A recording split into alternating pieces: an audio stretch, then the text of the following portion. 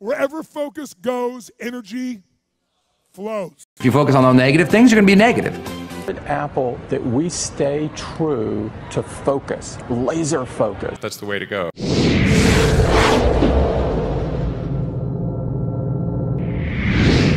We're very simple people at Apple. We focus on making the world's best product and enriching people's lives. I think some companies, maybe even the one that you mentioned, maybe they decided that they could do everything. We have to make sure at Apple that we stay true to focus, laser focus. We can only do great things a few times, only on a few products. Focus on signal over noise. A lot of companies get confused. They spend money on things that don't actually make the product better. So, for example, at Tesla, we've never spent any money on advertising. We put all of the money into R&D and manufacturing and design to try to make the car as good as possible. I think that's the way to go. So, for any given company, just can keep thinking about, are these efforts that people are expending, are they resulting in a better product or service? And if they're not, stop those efforts. How do you stay focused? Answering this question is perhaps the most important, critical thing you will ever do in your lifetime, period. So I hope it is an absolute priority for you to learn to take back your focus in life, for you to get more distinct and more clear about what your focus really is, and for you to finally decide, you know what, if I don't finally get my focus in check, if I keep wandering around distracted, if I keep looking at every new thing that pops up, if I keep trying every single new opportunity, if I keep saying yes to everything, if I keep listening to everybody's complaints, and if I keep doing whatever they ask me to do, at some point, you'll lose your life. And I don't mean that physically as in harm or death. I mean that one day you'll wake up and say, I don't feel like I've accomplished what's meaningful to me. I don't feel like I'm in a job that I care for. I don't feel like I have connection with my family or my friends. Because at some point, your focus drives everything. It drives your thoughts and your emotions, right? What you focus on is certainly, if you focus on the negative things, you're gonna be negative. If you fail to focus on the things that are important, meaning your priorities, then what happens to your relationships? What happens to the overall quality of your life? Focus is driving everything in your life. You got to get it back. If you're going to change an area, you do three things. Number one, you focus on it and you get clear and compelling vision for what you want. If your body's not where you want it to be, I tell you there's one simple reason. It's not your focus. No, I focus on it. I focus all the time on how fat I am. No. You see, if you focus on crashing into the pole, trying not to, the more you try not to, what you focus on, that's where the energy goes, that's where you go, right? We all know that. But what people tend to do is, I'm saying focusing on what you want, not what you don't want. And not only just focusing on what you want, where you focus and say, well, I'd like to be strong, I'd like to be energetic, I'd like to be fit. It's focusing and making it compelling. If your only reason you're focusing on it is like, well, I need to lose some weight because I feel fat, versus I want the energy to burn, because with that I'll have more passion, more aliveness. I'll be able to impact my children. I'll be able to, I'll be able to take the business to another level. I'll be able to have fun when I'm stressed out and tired. I'll have creativity flowing through me. You can't just focus on it. You got to create a clear and compelling future in that area that will pull you towards it, so you're not trying to push yourself. If there's an area you're not improving in, think of three pillars, if you would. Pillar one is get focused and clear. What's compelling? Where are you, really, and don't lie? Where do you want to be? And make it so compelling you can't help it. When you wake up in the morning, you want to transform this area of your life. So the quality of your life already is better just because you are so excited about what you're after. When you do that with your body or your emotions or your finances or time or any other area, and you start focusing and you're clear, you're going to have energy. You're going to have drive. You're going to start to do something. How do you make sure what you do really works? You need the second pillar. And think of this as three pillars. Because, two-legged stool is going to fall over. One leg, you can't sustain. Second pillar, you got to get the best. When I say get the best tools. Get the best map. Get the best mentor.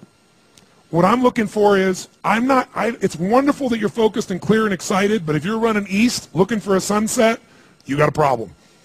I don't care how much you believe, I don't care how much enthusiasm you have, you got the wrong tools. You got the wrong strategy. You got the wrong map. And so it's really critical in life, I believe, to get a map and get a mentor. Because the map very often changes, and the best mentor, somebody who's the best at what they do, they know the shortcuts, don't they? Or they know when the roads change. You don't get stuck hanging out, in the desert when you're trying to get to the ocean, metaphorically. So I've always focused on not just finding somebody good, but who's the best at it, who's got the best tools. Think of that first pillar as a target. You're crystal clear on the target. And now you got the toolbox, man. You got the best tools, not rinky-dink tools, the very best. And the way to get the best, by the way, that I've done it is model someone who's already successful. All the tools I come up with, some I've obviously created, but the foundation came by standing on the shoulders of other giants. I went out and found somebody that's already got the result. Why reinvent the wheel? Success leaves clues. Find the best, figure out what they're doing, do that, alter it, find your view of it, but start with what already is working rather than starting from scratch and trial and error. But if you've got that focus, the target, and you got the toolbox, and you're still not getting what you want, it's because you got inner conflicts. That's the third pillar. You've got to resolve your inner conflicts. Because as I try to explain to you, 80% of success in anything is your psychology and 20% is the mechanics. So those inner conflicts are when you take 2 steps forward and you pull 3 steps back. Right? When you say, boy, I'm totally committed to this, but you don't follow through. This is my expertise, the why guy part. Why? Why do you keep saying you want this? You have crystal clarity, you have the tools, and you're still not getting it? There's a conflict in you. You want to be totally successful, but you're afraid at some level that if you are totally successful, you will not be loved. You'll be rejected. You want to be in a position where you have total free time and you want to build a billion-dollar enterprise. These are conflicts. You really, truly know you got the tools and talents to make this happen, but a part of you doesn't think you deserve to succeed because of something you did at some point in your life or something you made up. Or you think making money or being successful economically is not spiritual. And you're committed to being spiritual, and yet the other part of you, it's the inner conflicts between fighting parts. So what do we do in this third pillar? Think of it as a vault we got to unlock. Think of it as unlock and unleash. That's the third pillar. The way you unlock and unleash is you identify the conflicts. You get clear what they are. So you may have total clarity, even the tools, but how can you totally unleash and commit when you're being pulled in 2 different directions? You say, Tony, how do I solve that? There isn't one way. You've got to get clear about what's most important to you today, not what you think you should do based on an old blueprint, an old belief system, your parents, society, your friends. Otherwise, you'll succeed and not be fulfilled. So once you identify the conflicts, now what you got to do is align. Align your life with what you really value. Align your life with what is most important to you.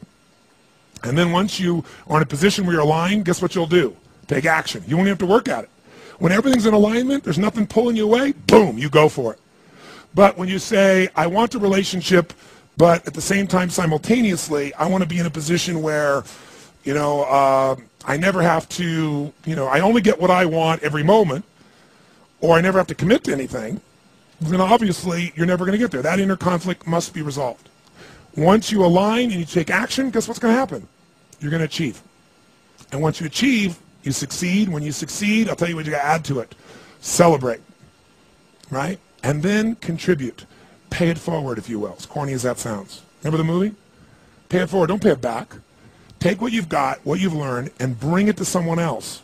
And if you bring it to someone else, it continues that cycle of fulfillment, of joy, of meaning in your life, everything works. Where will you be in your business, in your life in 36 months?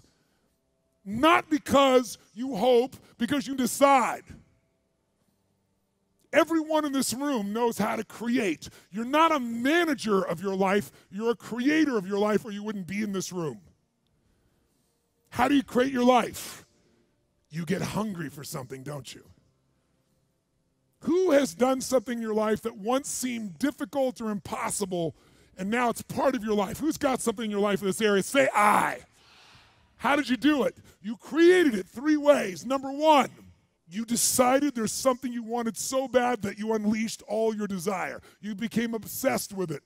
If it was a business or a car or a relationship or a transformation in your body, If there's something you once envisioned and now it's real, it's because you didn't just envision it, you brought so much emotion to it that now it's in your life. It was once a dream, it was once a goal, and now it's in your life. How many have something like that in your life now? Say I. You may take it for granted now, hopefully not, but it was once just a vision. It may have seemed impossible at one time. So how did you do it? You started with a concrete vision of what you wanted, and you focused on it continuously, didn't you? Wherever focus goes, energy flows. You envisioned something, you got clear about it, and then you started thinking about all the reasons why you wanted it. You got excited about it. Said, this is what's next for me now. I want this. You may have dreamed about it, thought about it, talked about it. But when you focus on something continuously, something magical happens. You get insights, don't you? You overhear a conversation and you hear something you wouldn't have heard if you didn't have that outcome or goal that you wanted so badly. Who's ever come up with something, obsessed about it, didn't even know how to do it, and it just happened and it came together? Who's had that experience? Say I. So why don't we tap into that power now for your business and life?